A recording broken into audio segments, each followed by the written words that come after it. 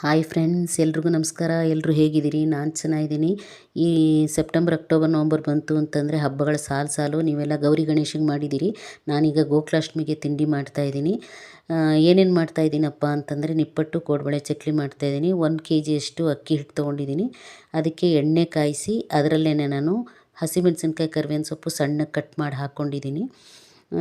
ರುಚಿಗೆ ತಕ್ಕಷ್ಟು ಉಪ್ಪು, ಖಾರ ಎಲ್ಲನೂ ನಿಮ್ಮ ಮನೆ ಅಳತೆಗೆ ಹಾಕ್ಕೋಬೋದು.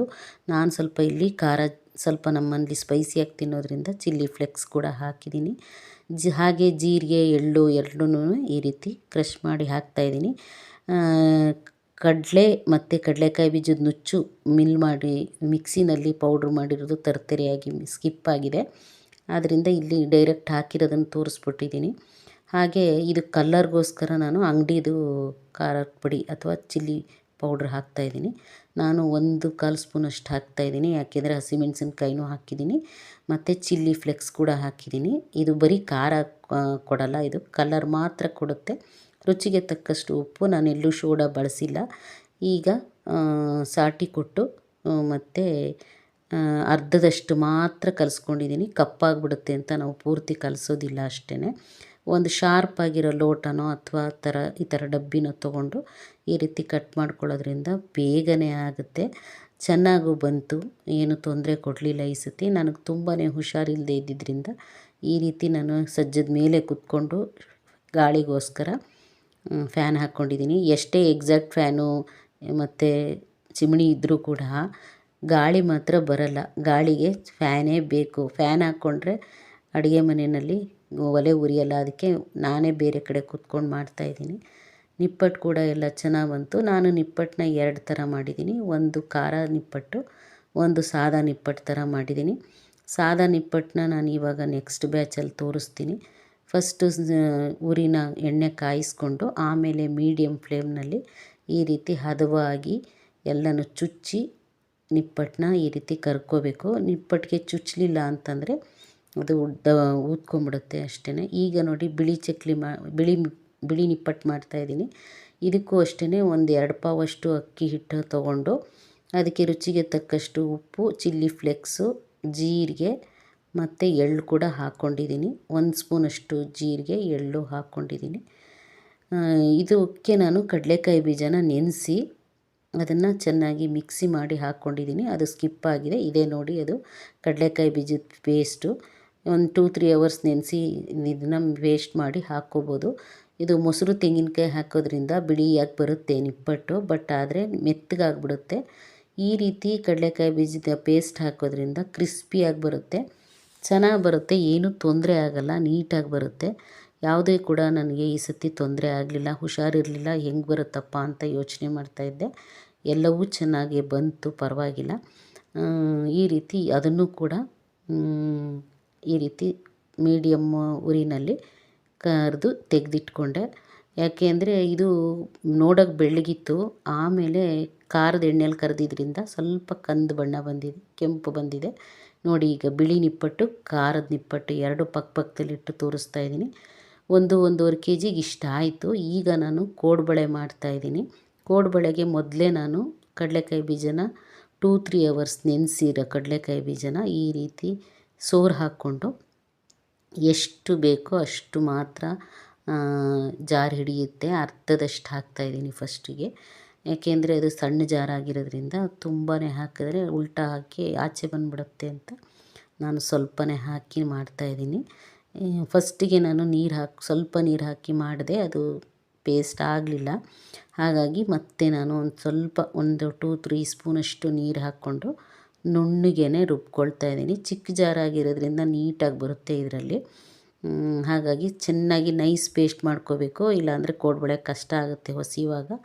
ಇಲ್ಲಿ ನಾನು ಒಂದು ದೊಡ್ಡ ಲೋಟದಲ್ಲಿ 1/4 kg ಕಡಲೆ ತೊಗೊಂಡಿದ್ದೀನಿ. ಹುರಿಗಡಲೆ, ಕುಟಾಣಿ ಅಂತಾರಲ್ಲ ಅದು. ಅದ್ರ ಜೊತೆಗೆ ಖಾರದ ಮೆಣಸಿನ್ಕಾಯಿ, ಸಣ್ಣ ಒಣಮೆಣಸಿನ್ಕಾಯಿ ಹಾಕ್ಕೊಂಡಿದ್ದೀನಿ. ಒಂದು ದೊಡ್ಡ ಹಿಡಿಯಷ್ಟು ಹಾಕ್ಕೊಂಡಿದ್ದೀನಿ. ಈ ರೀತಿ ಮನೆಯಲ್ಲೇ ಪೌಡ್ರ್ ಮಾಡ್ಕೊಂಡಿದ್ದೀನಿ. ಚಿಲ್ಲಿ ಪೌಡ್ರ್ ಒಂದು ಬಿಟ್ಟು ಬಾಕಿದೆಲ್ಲ ನಾನು ಮನೆಯದೇ ಅಕ್ಕಿ ಹಿಟ್ಟು ಕೂಡ ನಾನು ಮನೇಲೇ ಒರೆಸಿ ಅಕ್ಕಿ ಹಿಟ್ಟು ಮಿಲ್ ಮಾಡಿಸಿ ಮಿಕ್ಸಿನಲ್ಲಿ ಈ ರೀತಿ ಕಡಲೆ ಹಿಟ್ಟು ಮಾಡಿಕೊಂಡು ನಾನು ಹಾಕ್ತಾಯಿದ್ದೀನಿ. ಇದಕ್ಕೆ ಸಹ ಜೀರಿಗೆ ಮತ್ತು ಎಳ್ಳು ಕೂಡ ಎರಡನ್ನೂ ಮಾಮೂಲಿ ಎಲ್ಲದಕ್ಕೂ ಖಾರದ ಅಡುಗೆಗೆ ತಿಂಡಿಗೆ ಹಾಕ್ತಾರಲ್ಲ ಅದೇ ರೀತಿ ಜೀರಿಗೆ ಓಂಕಾಳು ಎಲ್ಲನೂ ಹಾಕ್ತಾಯಿದ್ದೀನಿ. ಈ ರೀತಿ ಕ್ರಷ್ ಮಾಡಿ ಹಾಕೋದ್ರಿಂದ ಏನಪ್ಪ ಅಂದರೆ ಒಂದು ಎಣ್ಣೆ ಒಳಗಡೆ ಬಿದ್ದೋಗಲ್ಲ, ಇನ್ನೊಂದು ಎರಡು ಪರಿಮಳ ಕೂಡ ಅದ್ರ ಜೊತೆಗಿರುತ್ತೆ ಅಂತ ನಾನು ಈ ರೀತಿ ಚೆನ್ನಾಗಿ ಹೊಸಕಿ ಹಾಕ್ತಾಯಿದ್ದೀನಿ. ಇದಕ್ಕೆ ನಾನು ಖಾರಕ್ಕಿಂತ ಕಲರ್ ಕೊಡುತ್ತೆ ಅಷ್ಟೇ ಇದು. ಕಲರ್ಗೋಸ್ಕರ ಈ ಅಂಗಡಿ ಮೆಣಸಿನ ಪುಡಿ ಅಥವಾ ಚಿಲ್ಲಿ ಪೌಡ್ರ್ ಹಾಕ್ತಾಯಿದ್ದೀನಿ. ನಿಮ್ಮನೆ ಖಾರಕ್ಕೆ ಎಷ್ಟು ಬೇಕೋ ನೋಡ್ಕೊಂಡು ಹಾಕಿ, ರುಚಿಗೆ ತಕ್ಕಷ್ಟು ಉಪ್ಪು ಹಾಕಿದ್ದೀನಿ. ಎಲ್ಲೂ ನಾನು ಸೋಡಾ ಬೆರೆಸಿಲ್ಲ. ಇಲ್ಲಿ 2 ಕೊಬ್ಬರಿಯಷ್ಟು ತುರಿದಿಟ್ಕೊಂಡಿದ್ದೀನಿ. ಒಂದು ಸ್ವೀಟ್ ಮಾಡೋಕ್ಕೋಸ್ಕರ ತೊಗೊಂಡಿದ್ದೀನಿ. ಗರಿಟೆ ಇರೋದನ್ನೆಲ್ಲ ನಾನು ಮಿಕ್ಸ್ ಮಾಡಿ ಮಿಕ್ಸಿ ಆಗಲಿ ಅಂತ ಹಾಕ್ಕೊತಾಯಿದ್ದೀನಿ, ಮಿಕ್ಸ್ ಆಗೋಕ್ಕೋಸ್ಕರ ಹಾಕ್ಕೊಳ್ತಾಯಿದ್ದೀನಿ. ಕೊಬ್ಬರಿ ಕೂಡ ಇದಕ್ಕೆ ಮಿಕ್ಸ್ ಮಾಡಿ ಹಾಕ್ಕೊಳ್ತಾಯಿದ್ದೀನಿ. ಎಣ್ಣೆನ ಕಾಯಿಸಿ ರೆಡಿ ಮಾಡಿ ಇಟ್ಟಿದ್ದೀನಿ ಸಾಟಿಗೋಸ್ಕರ. ಫಸ್ಟು ಇದನ್ನೆಲ್ಲ ಒಳ್ಳೆ ಒಂದು ಮಿಕ್ಸ್ ಕೊಟ್ಕೊಂಬಿಡೋಣ. ಉಪ್ಪು, ಖಾರ ಮತ್ತು ಕೊಬ್ಬರಿ, ಕಡಲೆ ಹಿಟ್ಟು, ಎಳ್ಳು, ಜೀರಿಗೆ ಎಲ್ಲ ಹದವಾಗಿ ಮಿಕ್ಸ್ ಆಗೋ ಥರ ಫಸ್ಟು ಪೂರ್ತಿ ಡ್ರೈ ಹಿಟ್ಟನ್ನ ನಾನು ಕಲಿಸ್ಕೊಂಬಿಡ್ತೀನಿ. ಪೂರ್ತಿ ಹಿಟ್ಟಿಗೆ ನಾವು ನೀರು ಹಾಕಲ್ಲ, ನಮ್ಮಮ್ಮ ಹಾಗೆ ಮಾಡ್ತಾಯಿದ್ದಿದ್ದು. ಅರ್ಧಕ್ಕೆ ಸಾಟಿ ಮಾತ್ರ ಪೂರ್ತಿ ಎಲ್ಲದಕ್ಕೂ ಕೊಟ್ಬಿಡ್ತೀವಿ. ಮಾಡುವಾಗ ಲೇಟ್ ಆಗುತ್ತೆ ಅಂತ ಪೂರ್ತಿ ನೆಂದುಬಿಡುತ್ತೆ ಹಿಟ್ಟು ಅಂತ ನಾವು ಅರ್ಧಕ್ಕೆ ಮಾತ್ರ ನೀರು ಹಾಕಿ ಕಲಿಸ್ಕೊಳ್ತೀನಿ. ನಿಪ್ಪಟ್ಟಿಗೂ ಅಷ್ಟೇ, ಕೋಡುಬಳೆಗೂ ಅಷ್ಟೇ. ಒಳ್ಳೆ ಪರಿಮಳ ಇರೋ ಇಂಗು ಕೂಡ ಹಾಕಿದರೆ ತುಂಬಾ ಘಮ ಘಮ ಅಂತ ಚೆನ್ನಾಗಿ ಬರುತ್ತೆ. ನಾನು ನಿಪ್ಪಟ್ಟನ್ನು ಎರಡು ಥರ ಮಾಡಿದೆ, ಕೋಡುಬಳೆನೂ ನಿಮ್ಗೆ 2 ಥರ ಮಾಡಿ ತೋರಿಸ್ತೀನಿ. ಮೊದಲಿಗೆ ಈಗ ಖಾರದಲ್ಲಿ ಕೋಡುಬಳೆ ಮಾಡ್ತಾಯಿದ್ದೀನಿ, ಖಾರ ಕೋಡುಬಳೆ. ಕರ್ಬೇವಿನ ಸೊಪ್ಪು ಹಾಕೋದು ಮರ್ತುಬಿಟ್ಟಿದ್ದೆ, ಹಾಗಾಗಿ ಕರ್ಬೇವಿನ ಸೊಪ್ಪು ಕೂಡ ನಾನು ಮಿಕ್ಸಿ ಮಾಡಿ ಹಾಕಿದೆ. ಅದೇ ಜಾರಿಗೆ ಒಂದು ಸ್ವಲ್ಪ ಉಗುರು ಬೆಚ್ಚಗಿರೋ ನೀರನ್ನ ಹಾಕಿ ಅರ್ಧದಷ್ಟು ಮಾತ್ರ ಕಲಿಸ್ಕೊಳ್ತೀನಿ. ಇನ್ನರ್ಧನ ಒಂದೊಬ್ಬೆ ಆದಮೇಲೆ ಇನ್ನೊಂದೊಬ್ಬೆ ಮಾಡುವಾಗ ಕಲಿಸ್ಕೊಳ್ತೀನಿ. ಅದಕ್ಕೋಸ್ಕರನೇ ನಾನು ಈ ರೀತಿ ದೊಡ್ಡ ಬೇಸನ್ ತೊಗೊಂಡಿದ್ದೀನಿ. ಇದರಲ್ಲೇ ಸೈಡ್ಗೆ ಒಂದು ಸ್ವಲ್ಪ ಭಾಗ ಮಾಡಿ ಅಲ್ಲೇ ತಳ್ಳಿಬಿಟ್ಟು ಅರ್ಧಕ್ಕೆ ಮಾತ್ರ ನೀರು ಹಾಕಿ ಕಲಿಸ್ಕೋಬೋದು ಅಂತ ಅಷ್ಟೇ. ಮತ್ತು ಕೋಡುಬಳೆ ಕೂಡ ಚೆನ್ನಾಗಿ ಬಂತು. ನಿಪ್ಪಟ್ಟು ಕೂಡ ಏನೂ ತೊಂದರೆ ಕೊಡಲಿಲ್ಲ ಈ ಸಲತಿ. ವರ್ಷಕ್ಕೊಂದ್ಸಲಿ ಮಾಡೋದ್ರಿಂದ ಎಲ್ಲಿ ಕೆಟ್ಟೋಗ್ಬಿಡುತ್ತಪ್ಪ ಅಂತ ಹೆದರ್ಕೊಂಡೇ ಮಾಡ್ತೀವಿ. ಆದರೂ ಏನೂ ತೊಂದರೆ ಕೊಡಲಿಲ್ಲ ಈ ಸತಿ. ಹುಷಾರು ಬೇರೆ ಇರಲಿಲ್ಲ, ಹೆಂಗೆ ಬರುತ್ತಪ್ಪ ಅಂತ ಯೋಚನೆ ಮಾಡ್ತಾಯಿದ್ದೆ. ಎಲ್ಲ ಚೆನ್ನಾಗಿ ಬಂತು. ಅದೇನೋ ದೇವ್ರ ಕೃಪೆ ಅನಿಸುತ್ತೆ. ಎಲ್ಲವೂ ಚೆನ್ನಾಗಾಗಬೇಕು ಅಂತಂತಂದರೆ ಅದಕ್ಕೂ ನಾವು ಬಹಳನೇ ಪುಣ್ಯನೇ ಮಾಡಿರಬೇಕು ಅನಿಸುತ್ತೆ. ಒಂದೊಂದು ಸಲ ಅಂತೂ ಹೋದ ವರ್ಷ ಅಂತೂ ತುಂಬಾ ಕೈ ಕೊಟ್ಬಿಡ್ತು. ಯಾವುದೂ ಐಟಮು ಸರಿಯಾಗೇ ಬರಲಿಲ್ಲ. ಹಂಗೂ ಕಷ್ಟಪಟ್ಟು ಮಾಡಿದ್ದಾಯಿತು. ನೋಡಿ, ಇದು ಗ್ರೈನೇಟ್ ಕಲ್ಲು. ನಾನೀಗ ಹಾಲಲ್ಲಿ ಕೂತ್ಕೊಂಡಿದ್ದೀನಿ. ಅಡುಗೆ ಮನೆ ತುಂಬಾ ಸೆಕೆ ಆಗೋಯಿತು, ಅದಕ್ಕೆ ಆಚೆ ಬಂದು ಕೂತ್ಕೊಂಡಿದ್ದೀನಿ. ಈ ಥರ ಕಲ್ಲಿತ್ತು, ನಮ್ಮದು ಸ್ವಂತ ಮನೆ ನೆಲಕ್ಕೆ ಹಾಕ್ಸಿದ್ದು. ಅದರಿಂದ ನಾನು ಇದರಲ್ಲಿ ಹೊಸಿಯೋಕ್ಕೆ ಚೆನ್ನಾಗಿದೆ ಅಂತ ಒಂದು ಸ್ಟೂಲ್ ಮೇಲೆ ಇಟ್ಕೊಂಡು ನಾನು ಒಂದು ಚೇರ್ ಮೇಲೆ ಕೂತ್ಕೊಂಡು ಮಾಡ್ತಾಯಿದ್ದೀನಿ. ಈ ರೀತಿ ಒಂದೇ ಅಳತೆಗೆ ಎಲ್ಲ ಒಂದು ಹಿಡಿಯಷ್ಟು ಹಿಟ್ಟು ತೊಗೊಂಡು ಹೊಸಕಿ ಚೆನ್ನಾಗಿ ನಾವು ಈ ರೀತಿ ಒಂದೇ ಅಳತೆಯಲ್ಲಿ ಮಾಡಿಕೊಂಡ್ರೆ ತುಂಬಾ ಚೆನ್ನಾಗಿ ಬಂತು. ಕ್ರಿಸ್ಪಿಯಾಗೂ ಇತ್ತು. ಇದು ಖಾರ ಕೋಡುಬಳೆ. ಇದನ್ನು ಅಷ್ಟೇ ಹೈ ಫ್ಲೇಮಲ್ಲಿ ಎಣ್ಣೆ ಕಾಯಿಸ್ಕೊಂಡು ಮೀಡಿಯಮ್ ಫ್ಲೇಮಲ್ಲಿ ಕೋಡುಬಳೆಗೆ ತೆಗೆದು ಈ ಥರ ಕರ್ಕೋಬೋದು. ನೀಟಾಗೆ ಬಂತು ಅಂತಲೇ ಹೇಳ್ಬೋದು. ನೆಕ್ಸ್ಟ್ ಇವಾಗ ನಾನು ಬಿಳಿ ಕೋಡುಬಳೆಗೂ ಮಾಡಿಕೊಂಡೆ ಇದೇ ರೀತಿ. ಅದು ಸ್ಕಿಪ್ ಆಗಿದೆ. ಇದರಲ್ಲೇ 2 ಮಿಕ್ಸ್ ಆಗೋಗಿದೆ. ಖಾರ ಕೋಡುಬಳೆ ಮತ್ತು ಬಿಳಿ ಕೋಡುಬಳೆ 2 ಇದರಲ್ಲೇ ಇದೆ. ಈಗ ನಾನು ಚಕ್ಲಿಗೆ ಏನೇನು ಬೇಕಪ್ಪ ಅಂತ ಹೇಳ್ತೀನಿ. ಮೊದಲಿಗೆ 1 ಪಾವು ಅಥವಾ 1/4 kg ಉದ್ದಿನಬೇಳೆನ ಚೆನ್ನಾಗಿ 3-4 ಸತಿ ತೊಳ್ಕೊಂಡು 1 ಇಂಚು ನೀರು ಆಗುವಷ್ಟು ಕುಕ್ಕರ್ನಲ್ಲಿ ಬೇಳೆ ಜೊತೆಲೇ ಬೇಳೆಗಿಟ್ಟಿದ್ದೆ ಕುಕ್ಕರ್ಗೆ ತೊಗರಿಬೇಳೆ. ಅದರ ಮೇಲ್ಗಡೆ ನಾನು ಉದ್ದಿನಬೇಳೆ ಕೂಡ ಬೇಯಿಸ್ಕೊಳ್ತಾಯಿದ್ದೀನಿ. ಮಾಮೂಲಿ 3 ವಿಷಲ್ ಬಂದರೆ ಸಾಕು. ಈಗ ನಾನು 1 kg ಅಕ್ಕಿ ಹಿಟ್ಟು ತೊಗೊಂಡಿದ್ದೀನಿ. ಮನೇಲಿ ಇದನ್ನೇನು ತೊಳೆದು ಒಣಗಾಕಿಲ್ಲ, ಹಾಗೆ ತೊಗೊಂಡಿದ್ದೀನಿ. ಒಂದೇ ಸತಿ ನಾನು 5 kg ಹಿಟ್ಟಷ್ಟು ಮಿಲ್ ಮಾಡಿಸಿದ್ದೆ, ನಿಪ್ಪಟ್ಟು ಕೋಡುಬಳೆ ಚಕ್ಲಿಗೆ ಅಂತಲೇ. ಈ ಚಕ್ಲಿ ಏನಾಗುತ್ತಪ್ಪ ಅಂದರೆ ನಮ್ಮ ಮನೇಲೆಲ್ಲ ಹುರಿದು ಮಾಡ್ತಾರೆ.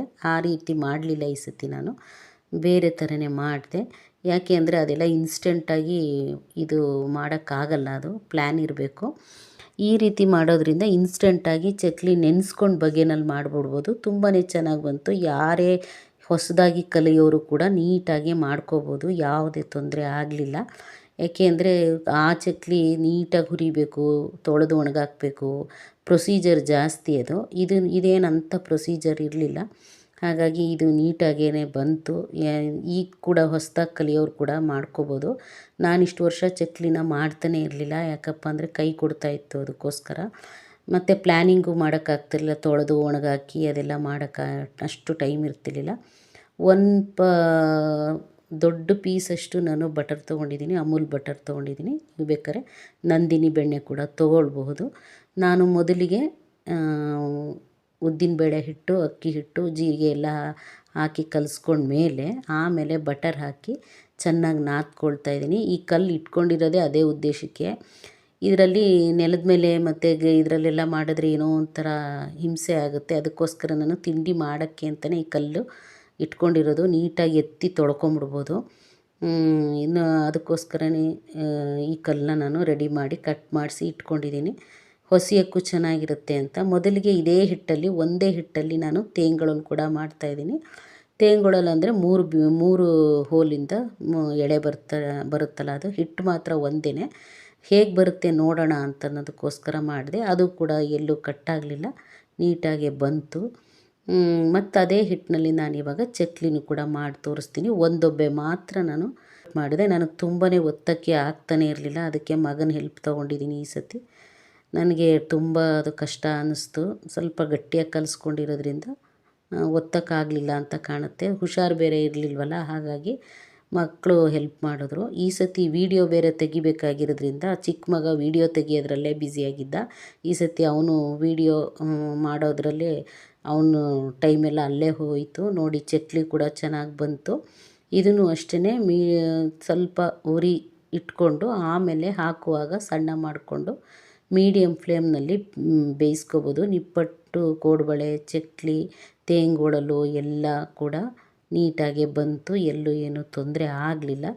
ದೈವವಶಾತ್ ಈ ಸತಿ ಕೃಷ್ಣನಿಗೆ ಎಲ್ಲ ಸರಾಗವಾಗಿ, ನಿರ್ವಿಘ್ನವಾಗಿ, ಸಾಂಗವಾಗಿ ಆಯಿತು ಅಂತಲೇ ಹೇಳ್ಬೋದು. ಇಷ್ಟೊತ್ತು ನಮ್ಮ ವಿಡಿಯೋ ನೋಡಿ ನಮಗೆ ಸಪೋರ್ಟ್ ಮಾಡಿ ಈಸಿಯಾಗಿ ಹೇಳ್ಕೊಟ್ಟಿದ್ದೀನಿ. ನೀವು ಮನೇಲಿ ನೆಕ್ಸ್ಟ್ ಹಬ್ಬಗಳಿಗೆ ಮಾಡ್ಕೊಳ್ಳಿ. ಇಲ್ಲ ಅಪರೂಪಕ್ಕೆ ತಿಂತೀನಿ ಅಂತ ಅನ್ನೋದಾದರೆ ಮನೇಲಿ ಕೂಡ ಮಾಡ್ಕೊಂಡು ತಿನ್ಬೋದು. ನೀವೆಲ್ಲ ಗೋಕುಲಾಷ್ಟಮಿಗೆ ಮಾಡಿ, ಈ ಸತಿ ಗೋಕುಲಾಷ್ಟಮಿ 2 ಸಲ ಬಂದಿದೆ. ಪ್ರತಿ ಸಲಿನೂ 2 ಸಲಿನೇ ಬರುತ್ತೆ, ಆದರೆ 1 ತಿಂಗಳು ವ್ಯತ್ಯಾಸದಲ್ಲಿ ಬಂದಿದೆ. ನಮಗೆ ಈ ವರ್ಷಕ್ಕೊಂದು ಹಬ್ಬ, ತುಂಬ ಗ್ರ್ಯಾಂಡ್ ಹಬ್ಬ. ಎಷ್ಟೇ ಕಷ್ಟ ಆದರೂ, ಹುಷಾರಿಲ್ಲ ಅಂದರೂ ಏನೋ ಒಂದು ಸ್ವಲ್ಪ ಚೈತನ್ಯ ತಂದ್ಕೊಂಡು ಮಾಡ್ಕೋಬೇಕಾಗತ್ತೆ. ಎಲ್ಲ ಚೆನ್ನಾಗಿ ಬಂತು. ಇಷ್ಟೊತ್ತು ನಮ್ಮ ವಿಡಿಯೋ ನೋಡಿ ನಮ್ಗೆ ಸಪೋರ್ಟ್ ಮಾಡಿದ್ದಕ್ಕೆ ಥ್ಯಾಂಕ್ ಯು ವೆರಿ ಮಚ್. ನಮಸ್ಕಾರ. Keep watching.